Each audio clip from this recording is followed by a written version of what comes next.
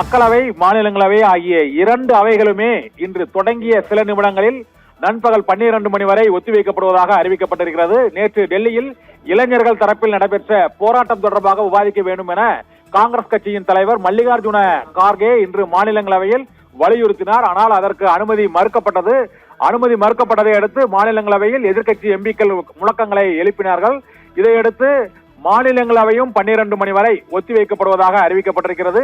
மக்களவையிலும் அதே பிரச்சனையை எழுப்பினார்கள். நேற்று ஜந்தர் மந்திரில் நடைபெற்ற போராட்டம் தொடர்பாகவும் தடியடி பிரயோகம் தொடர்பாகவும் கண்ணீர் புகை கொண்டு வீச்சு மற்றும் கைது நடவடிக்கைகள் குறித்து இன்று அவையில் விவாதிக்க வேண்டும் என மக்களவை மாநிலங்களவை ஆகிய இரண்டு அவைகளிலுமேயே எதிர்க்கட்சி உறுப்பினர்கள் வலியுறுத்தினர். ஆனால் அதனை ஏற்க முடியாது என்று மக்களவை சபாநாயகர் ஓம் பிர்லாவும் மாநிலங்களவை தலைவர் CP ராதாகிருஷ்ணனும் இரண்டு பிரச்சனைகளையும் எடுத்துக்கொள்ள முடியாது என்றும் அவையில் மற்ற நிகழ்ச்சி நிரல்கள் நிறைவடைந்த பிறகே இந்த ஜந்தர் மந்தரில் காக்ரோச் ஜனதா பார்ட்டியின் போராட்டம் மற்றும் அதை தொடர்ந்த பின் விளைவுகள் உள்ளிட்ட பல்வேறு அம்சங்கள் தொடர்பாக விவாதிக்க இயலும் என்று CP ராதாகிருஷ்ணன் மாநிலங்களவை தலைவர் மறுப்பு தெரிவித்தார். அதே போல மக்களவையில் சபாநாயகர் ஓம் பிர்லாவும் இது குறித்து விவாதிக்க இயலாது என்று மறுப்பு தெரிவித்தார். இதனால் இரண்டாவது நாளாக மக்களவையும் மாநிலங்களவையும் இன்று ஒத்திவைக்கப்பட்ட தொடங்கிய 2-3 நிமிடங்களிலேயே எதிர்க்கட்சிகளின் அமளியால் நாடாளுமன்றத்தின் இரு அவைகளும் ஒத்திவைக்கப்பட்டிருக்கின்றன. மக்களவையில் முதலிலேயே எதிர்க்கட்சி உறுப்பினர்கள் முழக்கங்களை எழுப்பியதால் எந்த நிகழ்வும் நடைபெறாமல் ஒத்திவைக்கப்பட்டது.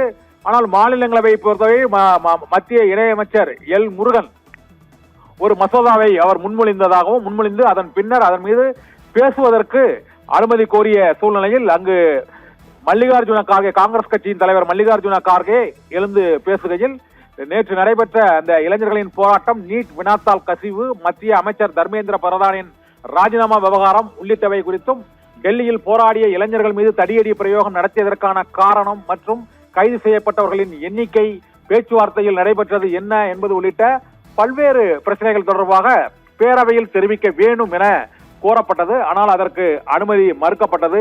இந்த சூழ்நிலையில் நீட் தேர்வு வினாத்தாள் கசிவு, இளைஞர்கள் போராட்டம் மற்றும் ராமர் கோயில் காணிக்கை விவகாரம் உள்ளிட்ட பல்வேறு அம்சங்கள் தொடர்பாக விவாதிக்க வேண்டும் என எதிர்க்கட்சி உறுப்பினர்கள் வலியுறுத்தினர். ஆனால் அதற்கு